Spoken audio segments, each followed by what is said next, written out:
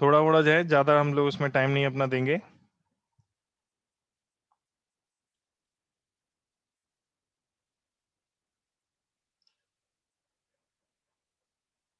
Units. अच्छा, physical quantities तो हमने बता ही दिए थे आप लोगों को कि फिजिकल क्वांटिटीज जिनको हम मेजर कर सकते हैं, जिनको हम क्वांटिफाइड कर सकते हैं। अब अगर तुम्हें मेजर करना है ना, तो तुमको उसकी एक क्वांटिफाइड वैल्यू चाहिए। मेजर करना है तो आपको कोई ना कोई एक कंपैरिजन होना चाहिए। मेजरमेंट का मतलब ही है कंपेयर करना। अगर कोई डेफिनेशन आपसे पूछता है कि what do you mean by measurement, तो आप बोलोगे measurement means we are comparing the aspects of any physical object और any physical phenomena with known value of that same physical phenomena, और फेमिलियर वैल्यू, नोन वैल्यू या फिर familiar value. जैसे कि unit में उसको डिफाइन करते हैं। जैसे कि अगर हमारी दीवार है, वॉल है, ध्यान रखना हम लोग मेजर करते हैं तो उसका मतलब ही हम कंपेयर करते हैं। कंपेयर करने से हमें आइडिया मिल जाता है। मेजर करने का मतलब ही हम कंपेयर करते हैं। तो कंपेयर करने के लिए आपको कोई ना कोई तरीका चाहिए कंपेयर करने का। जैसे लेंथ को अगर आपको कंपेयर करना है तो किससे कंपेयर करोगे? मीटर, 1 मीटर से भी कंपेयर करके आप कोई लेंथ बता सकते हो। कंपेयर करोगे तो वो 4 मीटर की लेंथ हो गई फॉर एन एग्जाम्पल। अगर आप उसी लेंथ को फुट में कंपेयर करोगे तो वो लगभग 12 फुट की लेंथ हो जाएगी। सेम लेंथ को 12 फुट की, यानी कि different different system of unit का अलग अलग ओरिजिन था। इस वजह से आपने उनको अलग अलग तरीके से कंपेयर किया। हर दुनिया में मतलब पहले सब अलग अलग था, ग्लोबलाइजेशन नहीं था, सब दूर दूर थे। तो जो जानकारी होती थी वो अपने तक ही रह जाती थी। तो किसी ने अगर लेंथ को कंपेयर करने के लिए मीटर से कंपेयर किया, लेंथ जैसे कि खेत की लंबाई नापनी है उसे, तो वो लंबाई नापने नापते नापते उससे कंपेयर कर रहा है मीटर से, 1 मीटर से कंपेयर कर रहा है। वो फ्रांस में रखी हुई प्लेटिनम इरेडियम की 1 मीटर की जो रॉड है उससे कंपेयर कर रहा है यदि, तो वो खेत की लंबाई बताएगा कि 100 प्लेटिनम इरेडियम की जो रॉड है उनकी लंबाई के बराबर हमारे खेत की लंबाई है। फिर उसको आसान भाषा में हम लोग बोल देते हैं कि वो 1 मीटर है। ठीक है। तो यूनिट का मतलब होता है क्वांटिफाइड करना। क्वांटिफाई करते क्यों है? So that we can easily compare और मेजर। कंपेयर और मेजर दोनों एक ही बात है। मेजर करना या कंपेयर करना दोनों एक ही बात है। सभी को समझ में आया? कंपेयर करना और मेजर करना एक ही बात है, हाँ या ना? Yes sir. ठीक है। Yes sir. ठीक, ओके। मैं, तुम क्यों आई बेटा क्लास में?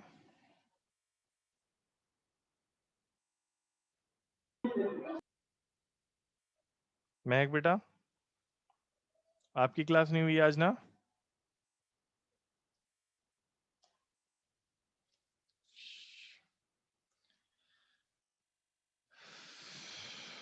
जाने यार, फिर क्लास में आती क्यों जब बात नहीं करनी, रिप्लाई नहीं करना तो? बेकार में। कंपेयर करना उसको हम लोग यूनिट्स कहते हैं। तो हम लोग वहां से तो इतना उससे तो शुरू नहीं करते, या फिर हम कर भी सकते हैं उस यूनिट, लेकिन वही होती हैं फंडामेंटल यूनिट और डिराइव्ड यूनिट।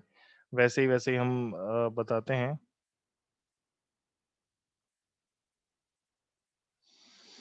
हम्म,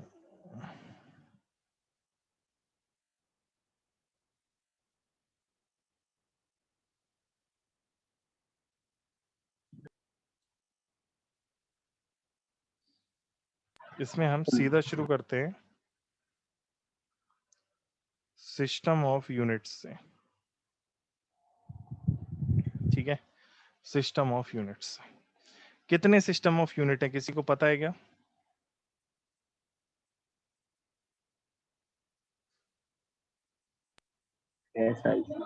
हाँ, एमकेएस सिस्टम ऑफ यूनिट। दूसरा बहुत फेमस जो है सीजीएस सिस्टम ऑफ यूनिट। तीसरा एफपीएस सिस्टम ऑफ यूनिट। और चौथा कौन सा रखेंगे हम?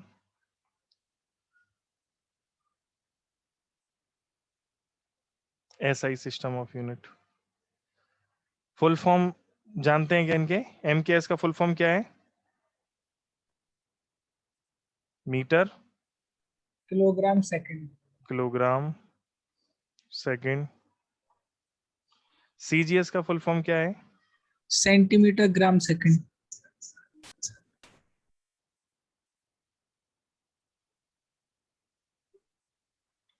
FPS का फुल फॉर्म क्या है? सर फुट पाउंड और सेकंड।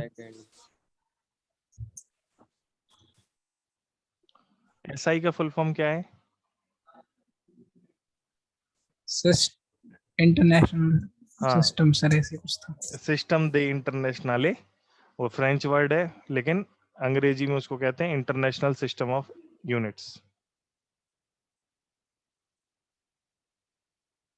और आसान भाषा में इसको कहते हैं मीट्रिक सिस्टम।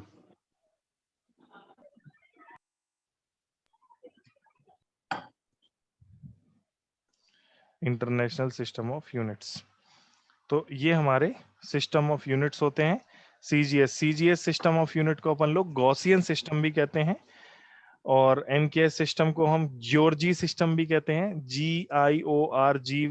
और एफपीएस सिस्टम हमारा ब्रिटिश सिस्टम रहा है, और एसआई सिस्टम हमारा नया वाला सिस्टम रहा है। अच्छा, अब एसआई सिस्टम ये है ही, हम लोग जानते ही हैं।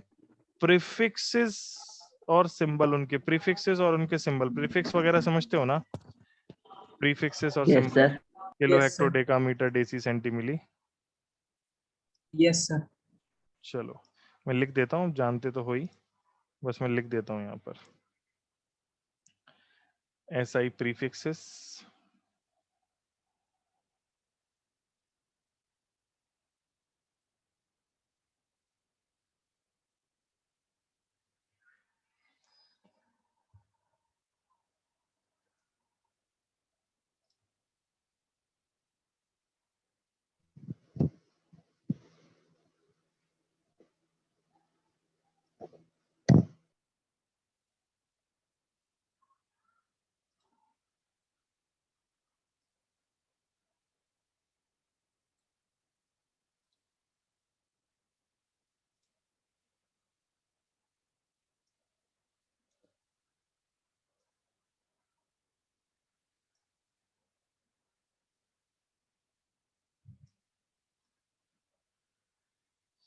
ओके।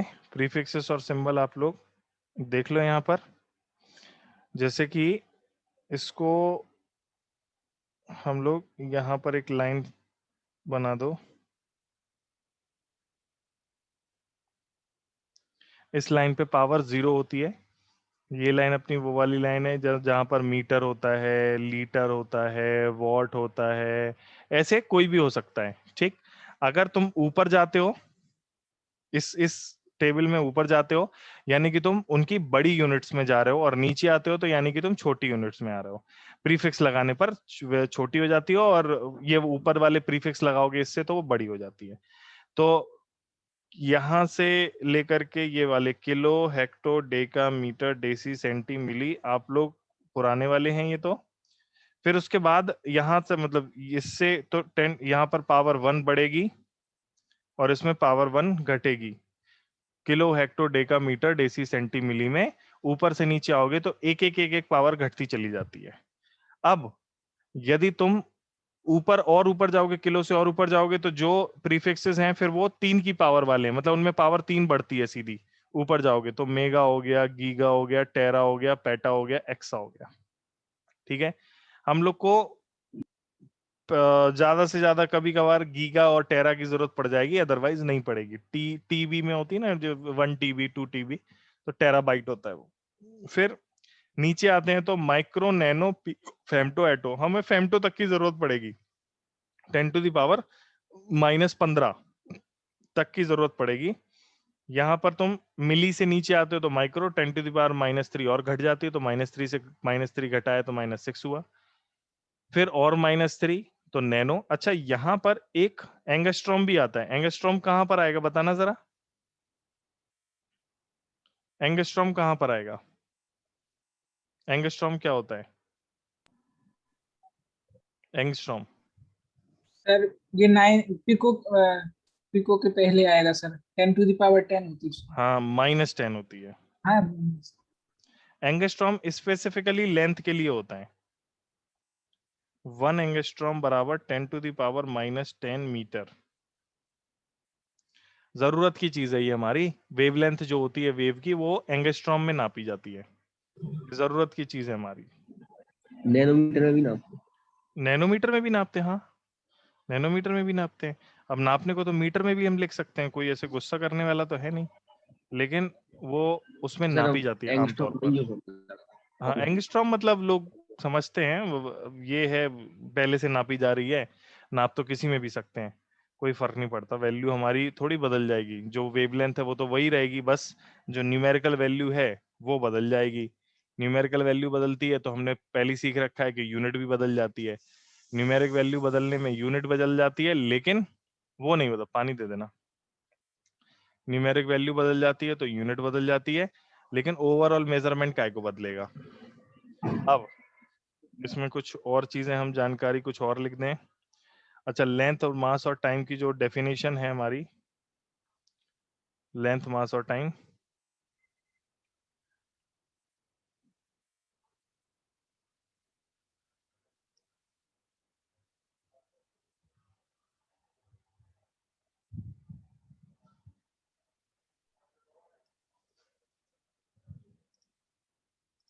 ये सब याद करने वाला है और मतलब पढ़ने वाला है, याद याद मत करना इसको, पढ़ लेना और निकाल देना हवा में, याद नहीं करना इसको, बस पढ़ लेना। केमिस्ट्री में ही पढ़ाया था सर ये सर ने। क्या कह रहे हो? केमिस्ट्री में ही पढ़ाया केमिस्ट्री था? वाली, हाँ सर, यस सर। ठीक है, इसीलिए मैं उसको बहुत ज्यादा समय नहीं दे रहा।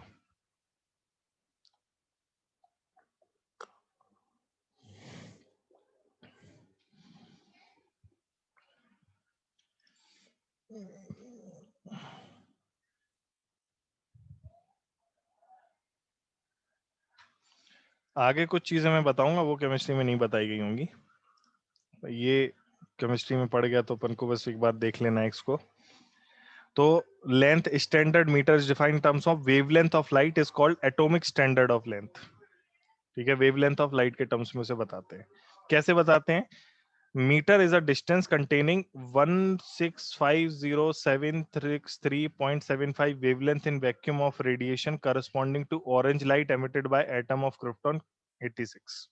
ये पुरानी है, इसके जस्ट पुरानी और बिल्कुल लेटेस्ट नई वाली है, वो ये वाली ये वाली डेफिनेशन है कि nowadays metre is defined as length of path travelled by light in vacuum in, ये तो अपन ने उसमें भी देखा था, पार्ट ऑफ अ सेकंड, मतलब इतने टाइम में 1/299792458 सेकंड में 1/2994527 अच्छा यार, ये इसमें अलग लिखी है, स्पीड ऑफ लाइट थोड़ी बहुत इधर उधर किसी किसी बुक में लिखी रह सकती है, पर वो एनसीईआरटी वाली हम लोग हमेशा सत्य मानते हैं। अगर आप लोग कभी भी फंस जाओ, जैसे इस टीचर ने ये वाली वैल्यू बताई, इस टीचर ने, वैल्यू की बात कर रहा हूं मैं तो कह रहा फॉर्मूले में भी, कैलकुलेशन में भी अगर तुम कहीं फंस जाओ, मतलब फंस जाओ उसका मतलब है जहां पर टीचर कहे कि नहीं ये सही है, या फिर किसी बुक में भी मिल जाए, जैसे मैंने ये भी कहीं बुक से कॉपी पेस्ट किया है, तो अगर तुम्हें बुक में भी कहीं पर मिल जाए तो आपको सही हमेशा उसका मानना है। जैसे मैं तुम्हें एक और एग्जांपल देता हूँ, क्लास 12th में एक चैप्टर अपने में करंट इलेक्ट्रिसिटी, ठीक, करंट इलेक्ट्रिसिटी में एक कॉन्सेप्ट है, उसका नाम है ड्रिफ्ट वेलोसिटी। ड्रिफ्ट वेलोसिटी का जो मेथड है सॉल्व करने का, वो एनसीईआरटी में अलग मेथड दिया है, और एच सी वर्मा जो कि 40 साल पुरानी किताब है, 30 साल पुरानी, उसमें अलग दिया है। एच सी वर्मा वाली बुक में अलग दिया है मेथड सॉल्व करने का, और एनसीईआरटी में मेथड उसी चीज को सॉल्व करने का अलग दिया है, रिजल्ट भी अलग अलग दिया है दोनों में।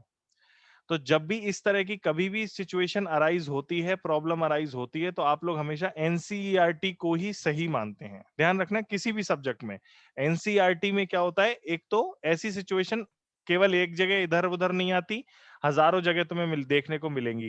किसी फॉरेन राइटर की बुक में थोड़ा बहुत अलग मिल जाएगा, तो उससे फर्क नहीं पड़ता, हमें वो वाली माननी है जो ज्यादा लोग मानते हैं। एनसीईआरटी को ज्यादा टीचरों ने और ज्यादा साइंटिस्टों ने लिखा है, तो हम उनकी बात को सही मानते हैं, और नंबर भी हमें उसी हिसाब से मिलते हैं स्कूल में लिखने पर सही। जैसे एग्जाम में भी कई बार मान लो वही कॉन्फ्लिक्टेड चीज आ गई, तो आप कौन से को सही मानोगे?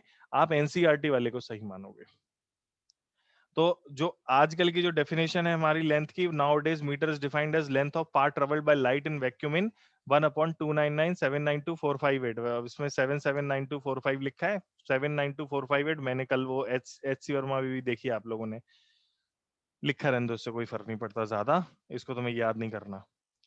अब मास का जो mass of a cylinder made of platinum iridium alloy kept at International Bureau of Weights and Measurement is defined. International Bureau of Weights and Measurement France में is defined as 1 kilogram on atomic scale. 1 kilogram is equal to the mass of इतने number of atom of carbon 12 isotope of carbon।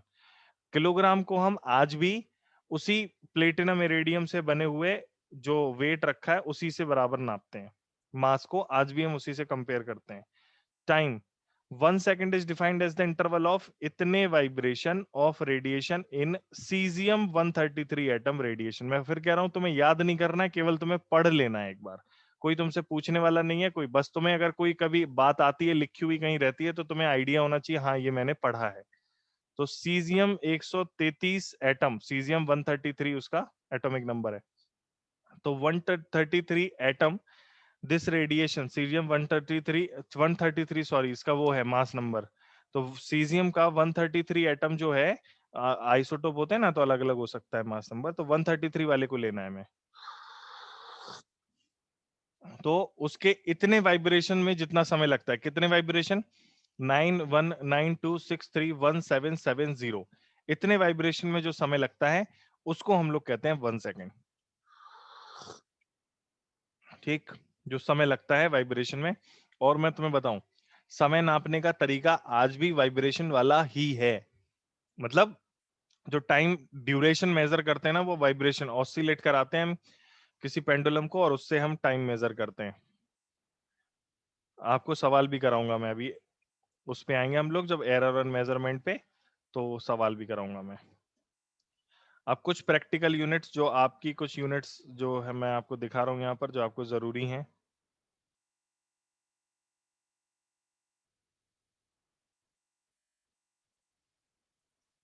इनमें जो याद करने की है वो भी मैं बता दूंगा।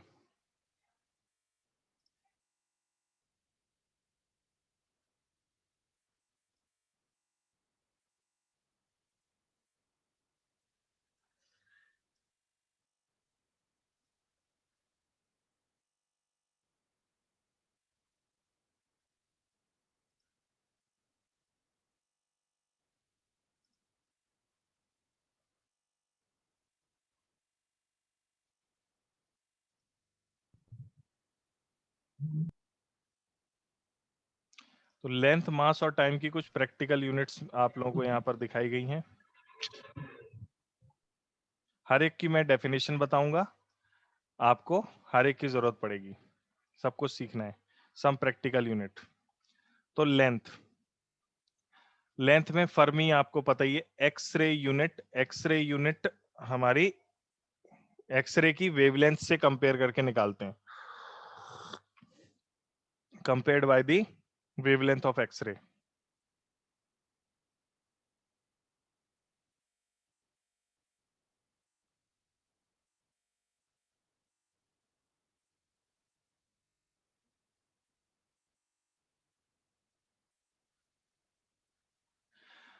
उसके बाद एंगस्ट्रॉम बताइए तुम्हें, छोड़ो माइक्रोन, छोड़ो एस्ट्रोनॉमिकल यूनिट। एस्ट्रोनॉमिकल यूनिट ये बड़ी यूनिट है। ये किस काम में आती है? एस्ट्रोनॉमिकल यूनिट किस काम में आती है? सर स्पेस बॉडीज के बीच के डिस्टेंस को फाइंड करने के लिए। ठीक है, स्पेस बॉडीज के बीच का डिस्टेंस पता करने के लिए 1 AU एस्ट्रोनॉमिकल यूनिट। ये सन और अर्थ के बीच की एवरेज डिस्टेंस है।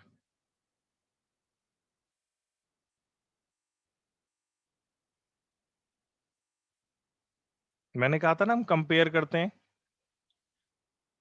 तो सन और अर्थ के बारे में हम बहुत सारी चीजें जानते हैं कि इतनी देर में लाइट आती है, सन नजदीक है तो गर्मी है तो जीवन हो पा रहा है, ये सब में आइडिया रहता है। तो जब हम एस्ट्रोनॉमिकल यूनिट्स में बताते हैं किसी भी चीज को, जैसे कि मैं कहूं यहाँ से एक दूसरा सन जो है वो इतने एस्ट्रोनॉमिकल दूर है, तो आपको तुरंत अंदाजा लग जाएगा अच्छा सन के कंपैरिजन में वो हमसे इतने गुना दूर है, तो इस वजह से वहां से हमारे तक लाइट नहीं आ पाती है। तो ये हो गया। फिर लाइट ईयर, लाइट ईयर का नाम से ही पता चलता है, कोई बताएगा इसके बारे में? Light year, distance travel by light in a year. हाँ, लाइट ईयर लेंथ की यूनिट है, टाइम की यूनिट नहीं है। ईयर लिखा होता है तो लोग समझते हैं टाइम की यूनिट है, पर नहीं, वो लेंथ की यूनिट है। डिस्टेंस ट्रेवल्ड बाय लाइट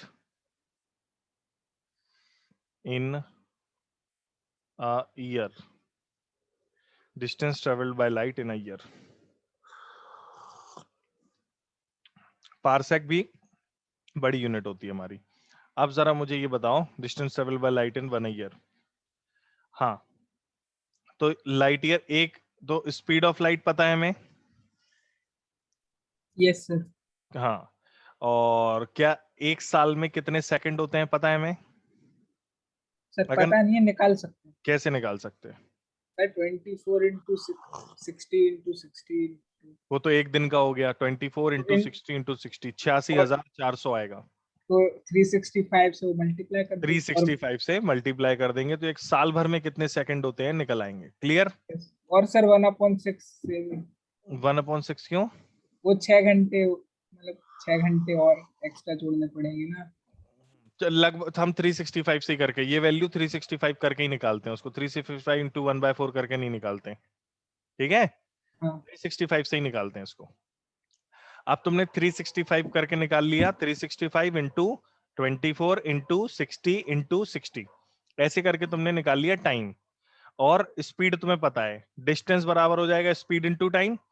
तो 1 लाइट ईयर बराबर speed of light 3 into 10⁸ into time. Time 365 into 24 into 60 into 60, सबका मल्टीप्लाई कर दो, ये आंसर आएगा हमारा 9.46 इंटू 10⁻15। ये तुमको थोड़ा बहुत कई बार पूछा जा सकता है, ये हमको पूछा जा सकता है, ध्यान रखिएगा। अब मास के यूनिट के बारे में बात कर लेते हैं हम। ये mass, Chandrasekhar unit CSU 2.8 into 10⁻30 kilogram, metric ton 1000 kilogram, quintal 100 kilogram, AMU atomic mass unit, ये मास के लिए पता करते हैं इसको। AMU 1.6 into 10⁻27 kilogram. Electron, proton, neutron के मास हम AMU में निकाल के दिखाते हैं। फिर मास ऑफ प्रोटॉन और neutron is order of 1 AMU। Proton neutron के सब मास निकालते हैं। टाइम, टाइम के तो पता ही है तुमको। Year, it is time taken by earth to complete 1 revolution around sun in its orbit. अच्छा, month, lunar month, it is time taken by moon to complete 1 revolution around earth in its orbit. जो Hindu calendar है वो lunar month से चलता है, ध्यान रखिएगा। और हिंदू कैलेंडर, हिंदू डे सब लूनार और उसके हिसाब से चलते हैं सारे। तो time year, it is time taken by earth to complete 1 revolution around the sun in its orbit. Lunar month, it is time taken by moon to complete 1 lunar month बराबर 27.3 डेज। ये हम लोग सोलर डे की बात कर रहे हैं। इसीलिए अगर आपने देखा हो तो हिंदू त्योहार जो होते हैं वो अलग अलग दिनों पे आते हैं। क्यों? क्योंकि चंद्रमा के हिसाब से अलग अलग दिनों पे नहीं आते, वो चंद्रमा के हिसाब से देखो तो वापस उतने ही दिनों बाद लौटे आता है। Solar day, it is time taken by earth to complete 1 revolution, solar day. और solar year 365.25 average solar day. ये जो तुम बोल रहे थे हमें 6 घंटे और लेने हैं, यानी कि 1/4 डेज और लेने हैं। फिर part of solar day, sidereal day. Sidereal day, time taken by earth to complete 1 rotation about its axis with respect to distance star. अब ये जो चीज है ये थोड़ी सी अलग है, समझने वाली है। Sidereal day, time taken by earth to complete 1 rotation about its axis. अब ये अगर अपन बताने को बैठे तो अपन शायद 15 दिन लगा दें कि ये किस तरीके से ये डे को नापा जाता है। और जो स्पीड ऑफ लाइट है ना, स्पीड ऑफ लाइट 3 इंटू 10⁸ या फिर 299792458 जो मोस्ट क्लोज है, एक्यूरेसी के बहुत नजदीक जो है, वो हम लोग पता कैसे करते हैं? वो हम लोग किसी एक डिस्टेंट स्टार की पोजीशन से पता करते हैं। अब वो तरीका उसका अलग है। तो ये जो लेंथ निकालने के तरीके हैं और टाइम निकालने के तरीके हैं, जब डिस्टेंट स्टार से कंपेयर करते हैं तो देखो क्या है, सब कुछ घूम रहा है, ये भी समझो तुम। अर्थ भी घूम रही है, सन भी घूम रहा है, पूरा का पूरा सोलर सिस्टम भी घूम रहा है, और सोलर सिस्टम जिस गैलेक्सी में है वो भी मोशन कर रही है, और पूरा का पूरा इस तरीके से हर ऑब्जेक्ट मोशन कर रहे हैं। तो जब रिलेटिवली हम लोग मोशन को रिलेटिवली देखते हैं, ट्रेन में बैठे हैं तो हमें पेड़ पीछे भागते हुए लगते हैं, हम कहते हैं आगरा आने वाला है, जबकि गधों तुम आगरा पहुंचने वाले होते हो। लेकिन हम लोग क्या कहते हैं? आगरा आने वाला है, या फिर ये निकल गया। वो नहीं निकल गया, तुम उससे आगे निकल गए। तो relativity, this is called relativity. तो रिलेटिविटी में हमेशा एक ना एक हमें फिक्स्ड पॉइंट मानना पड़ता है। जैसे कि मोस्ट ऑफ द टाइम, अभी तक आप लोगों को पता नहीं होगा, हम लोग अर्थ को फिक्स्ड मानते हैं। हम कहते हैं ये truck is going with speed 54 kilometre per hour, पर ये कथन क्या रेफरेंस मानकर किया जाता है? अर्थ। अर्थ का जो रेफरेंस है वो लेकर के किया जाता है। Why? Because we consider earth at rest. Why? Because we as an observer are on the earth. Observer जहां होता है उसे वो चीज रेस्ट पे लगती है।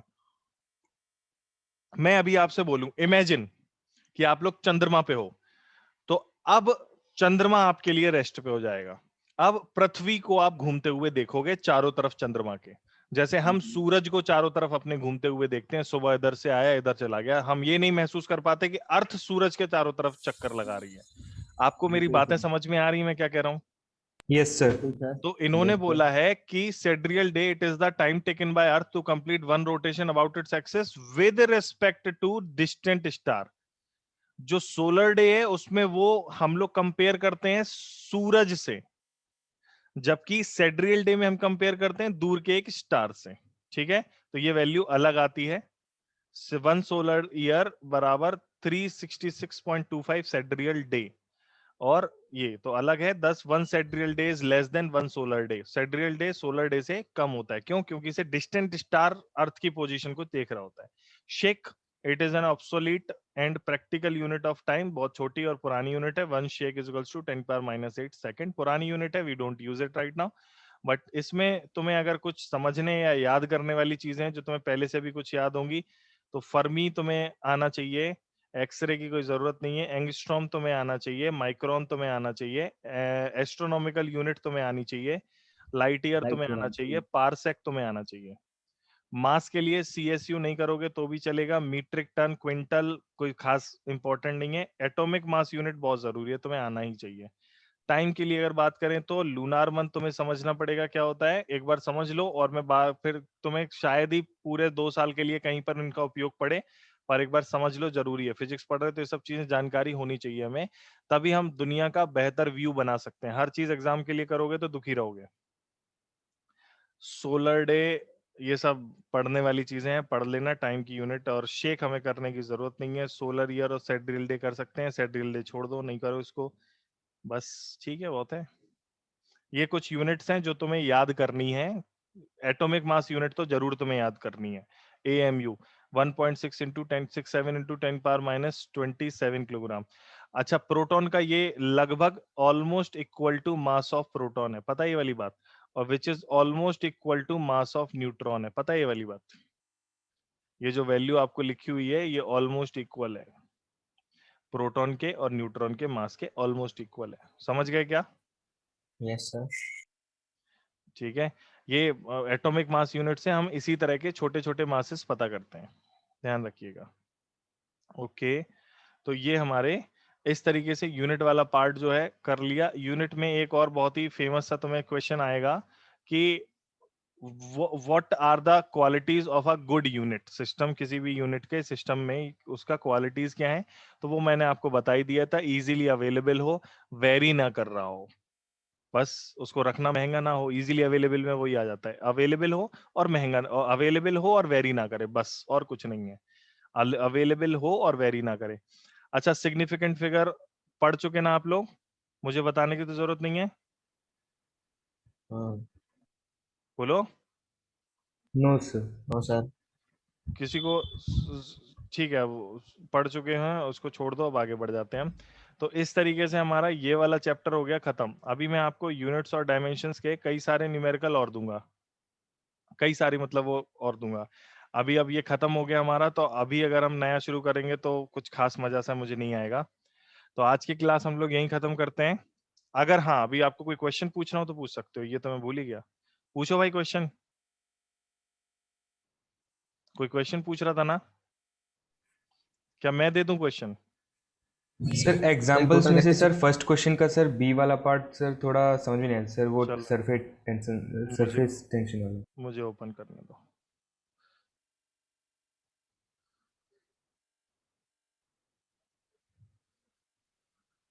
पेज नंबर बोलो बेटा। सर पेज नंबर के लिए तो सर मुझे भी खोलना पड़ेगा सर। चलो ठीक है, फिर से बताओ कौन सी की बात कर रहे हो? एग्जाम्पल की बात कर रहे हो? Yes sir. सर उसमें फर्स्ट क्वेश्चन में बी वाला पार्ट सरफेस टेंशन वाला। सरफेस टेंशन है। सरफेस टेंशन, आपको सरफेस टेंशन भी, जैसे कल मैंने विस्कोसिटी एक नई चीज बताई थी, उसी तरह से सरफेस टेंशन भी एक नई चीज है। सरफेस टेंशन अब तुमने पूछ लिया है तो मेरे अंदर भी वो थोड़ा सा इंटरेस्ट जाग गया बताने वाला। सरफेस टेंशन, सरफेस टेंशन का एक तुम्हें बहुत टॉप सा एग्जांपल देता हूं मैं। तुमने कभी मच्छरों को देखा है पानी पर खड़े होते हुए? Yes sir. मच्छर पानी पर खड़े होते हैं कि तैरते हैं? खड़े होते सर। देखा है? नहीं देखा यार? सर देखा देखा है, तो है। तैरते नहीं है सर, वो खड़े ही होते हैं। खड़े ही होते हो? मैं देख लूं अगर अपन को फोटो मिल जाए तो। हाँ मिल गई, मिल गई ये। ओके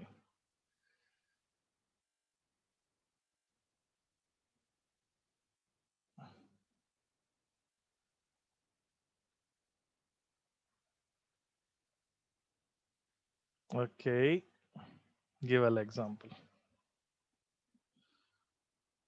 दिख रहा है क्या? Yes sir. तो इस वाले में आप अगर ध्यान से देखेंगे तो ये पानी पर खड़ा है, ऐसे लग रहा है कि पानी पानी नहीं है, एक जेली है, उस पे यस खड़े सर। हैं, खड़े हैं। अब क्या होता है सरफेस टेंशन, वैसे फॉर्मूला अगर कहें तो फोर्स इनटू लेंथ होता है, force into length, force applied for the whole length is known as surface tension. तो वैसे बताएं तो सरफेस टेंशन ठीक है, लेकिन सरफेस टेंशन के एप्लीकेशन बहुत सारे हैं और बहुत अच्छे अच्छे हैं। उसका कारण है वो ये है कि जो मॉलिक्यूल होते हैं वाटर, जो सरफेस होता है ना वाटर का, सरफेस के जो मॉलिक्यूल होते हैं वो दो तरह के मॉलिक्यूल से कांटेक्ट में होते हैं। नीचे के मॉलिक्यूल वाटर के मॉलिक्यूल हैं, ऊपर के मॉलिक्यूल एयर के मॉलिक्यूल हैं। कुछ कुछ बात समझ में आ रही? Yes sir. तो जैसे समझ लो वो क्या करते हैं, वो मॉलिक्यूल अपने आप को, देखो हर मॉलिक्यूल दूसरे मॉलिक्यूल पर फोर्स लगाता है, ये मालूम है?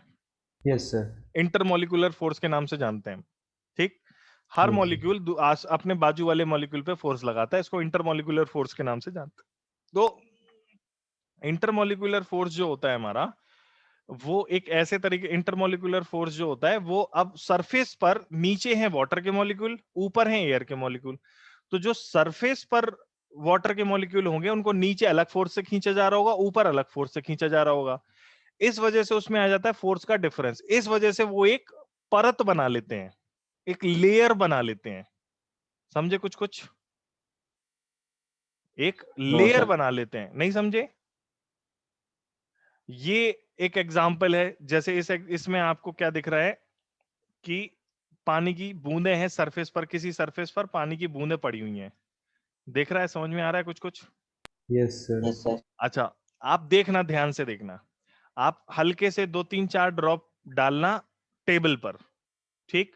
तो वो ड्रॉप जो है वो एक ऐसे उठे जैसा, जेली जैसा, और आप फिर उसको हल्के से पानी, बिल्कुल हल्के से हाथ से दबाना, बिल्कुल बिल्कुल पोलाइटली, ढंग से ऐसे हल्के हल्के से दबाना। तो तुम हल्के से दबाओगे तो वो दबेगा, वैसे ही दबेगा जैसे जेली दबती है। अगर तुम देखते होगे तो एक बूंद इधर है, एक बूंद इधर है, दोनों को आपस में मिला दो तो दो मिलकर के एक बड़ी बूंद ऐसे सिकोड़ लेती है वो अपने आप को। Yes sir. जरूर नोटिस किया होगा तुमने, अगर तुम पानी फैला दो ना यहाँ पर, 2 3 बूंद 4 बूंद फैला दो तो वो सिकोड़ लेंगे अपने आप को। Yes sir. इस सिकुड़ने की contract. प्रवृत्ति, सिकुड़ना जो है उन मॉलिक्यूल, वो क्या होता है, ऐसे सरफेस होता है, एक लेयर, प्रोटेक्टिव लेयर बनती है, वो सारे वाटर को अपने अंदर रखने की कोशिश करती है। अच्छा, जैसे कि स्पेस में ग्रेविटी तो है नहीं, ग्रेविटी नहीं है, तो अगर स्पेस में हम पानी की बोतल ऐसी खाली करेंगे ना, तो वो पानी की बोतल खाली करने पर मॉलिक्यूल अलग अलग और दूर दूर नहीं जाएंगे, वो पानी के सारे मॉलिक्यूल आपस में सरफेस टेंशन से जुड़े रहेंगे और इकट्ठे रहेंगे, पैक रहेंगे ऐसे, समझे?